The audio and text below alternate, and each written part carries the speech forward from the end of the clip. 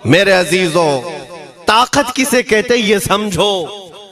यह और बात है कि लोगों को अपनी ही औकात मालूम नहीं, अपनी हैसियत मालूम नहीं है। होता क्या है मैं आपको बताऊं। अल्लामा अब्दुल मुस्तफा आजमी साहब ने एक बड़ी प्यारी बात लिखी है। वो गुजरात के हालात बहुत अच्छी तरह से जानते थे। आपने एक बहुत अच्छी बात लिखी जो हमारे तमाम चीजों से या आज के जमाने में ये चीज मैच होती है। एक ताजिर तिजारत करने के लिए निकला, उसके पास कुछ कीमती हीरे थे और वो हीरों की तिजारत करता था और एक चोर उसके पीछे पड़ गया। और वो चोर रोजाना वो चोरी करने के चक्कर में रहता था कि जब रात को ये ताजिर सोए तो मैं ये हीरे निकाल लूंगा। लेकिन 2-3 दिन जब जब वो ताजिर सोता था वो पूरे हीरे चेक करता था, कहीं नहीं मिलते थे। थक गया चोर। 3 दिन के बाद उस ताजिर को उसने पूछा, चोर ने कहा कि तुम हीरे रखते कहाँ हो? दिन भर तो तुम्हारे पास होते, रात में कहाँ जाते? तो उस ताजिर ने कहा, अकल का अगर तू इस्तेमाल करता तो तुझे बात समझ में आती। रोजाना मैं तेरे ही जुब्बे में रात को ये हीरे रखकर खुद सो जाता था। वो अपना नहीं तलाश करता, इसका तलाश करता। बिला तशबीह हो बिला तमसील। मेरे अजीजों, तुम्हारे पास जो ताकत है तुम्हें उसका अंदाजा नहीं। तुम जो मोहब्बत मुस्तफ़ा सल्लल्लाहु अलैहि वसल्लम की शमा अपने सीने में रखते हो, मौला करीम का वादा है तुम्हारे साथ, काना हक्कन अलैना नस्रुल मोमिनीन। रब ताला फरमाता हमने अपने ऊपर लाजिम कर लिया है कि ईमान वालों की मदद करें। और हमने मदद देखी है, रब ताला की मदद देखी है। आज के इन हालात में मुझे बताओ, भौंकने वाले भौंक ही रहे हैं, बाकी तुम्हारा क्या बिगाड़ लिया, क्या तुम्हारा खराब किया?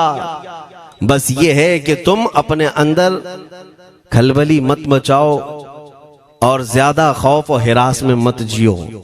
अल्हम्दुलिल्लाह मुसलमान हैं, मोमिन हैं, किसी चोर कौम से तुम्हारा रिश्ता नहीं है। तुम दुनिया की उस अजीम कौम हो जो सिर्फ और सिर्फ अपने रब ताला के हुजूर झुकती है और अपने रब तबारक व ताला के हुजूर ऐसे झुकती है। मैं चैलेंज के साथ कहता हूं, पूरी दुनिया में कोई कम्युनिटी, कोई कौम ऐसी नहीं है जो अपने खुदा को देखने के बाद ही झुकती है। जिसकी भी जाओ उनके खुदाओं की तस्वीर वहां पर सामने होती तभी झुकते हैं। वो चाहे ईसाई हो, यहूदी हो, कोई भी हो, उन्होंने कोई ना कोई या मूर्ति बनाई है या तस्वीर बनाई है, तब वो झुकते हैं। तन्हा तुम ईमान वाले हो जो आज तक अपने खुदा को देखा नहीं लेकिन हर दिन सजदा करते हो, तुम्हारा ये ईमान है। और कुरान में शुरू में ही अल्लाह ताला ने जो तारीफ फरमाई सूरह बकरा में, युमिनून बिल गैब, अल्लाह फरमाता है ये वो लोग हैं जो गैब पर ईमान रखते हैं, देखा नहीं। और दुनिया में करोड़ों मस्जिदें होंगी, किसी मस्जिद में अल्लाह की तस्वीर है? किसी मस्जिद में? और या तुम्हें सलातो सलाम पढ़ने के लिए मेरे आका की तस्वीर देखने की जरूरत है? यही तो तुम्हारा ईमान है मेरे अजीजों। मेरे आका को हमने दिल में बसा रखा है और जब हुजूर पाक की याद आई, बगैर तस्वीर देखे हम खड़े हो जाते हैं और उनकी मोहब्बत वैसी होती है, हमें किसी तस्वीर और मूरत को देखने की जरूरत भी नहीं होती। तुम्हारी खुसूसियात बहुत हैं। अल्लाह रब्बुल इज्जत ने तुम्हारी पेशानियों को महफूज रखा है, किसी अहरे गैरे के सामने झुकने नहीं दिया।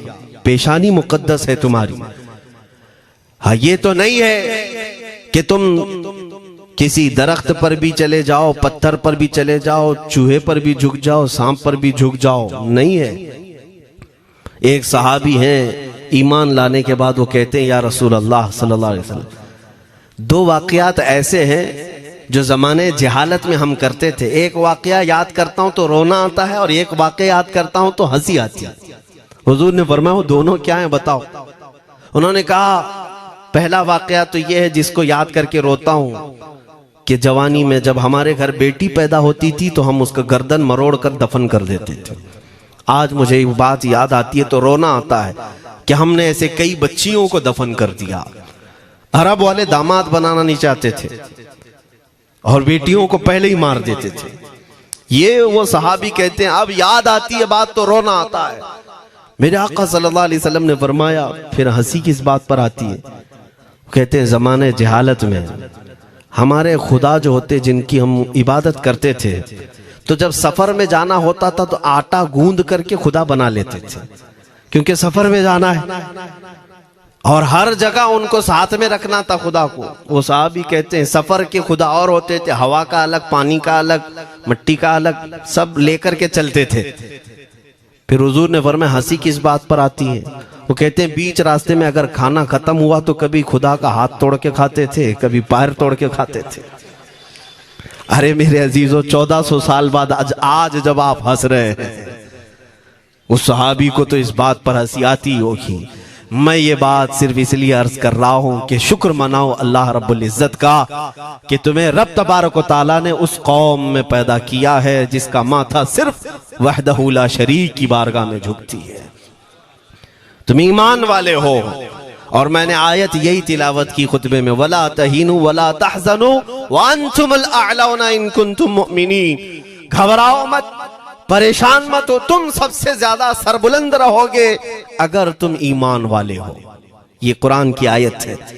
ईमान किसे कहते हैं? ईमान किसे कहते हैं? यानी अल्लाह ने फरमाया अगर तुम ईमान वाले हो तो सबसे ज्यादा कामयाब हो। अब हम पूछते हैं रसूल पाक से, ईमान किसे कहते हैं?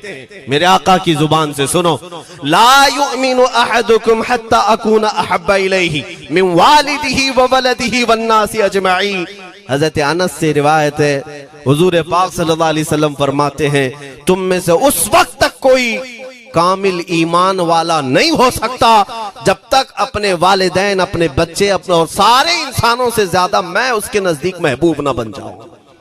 हुजूर से कामिल मोहब्बत जब तक ना करोगे तब तक ईमान भी कामिल नहीं है।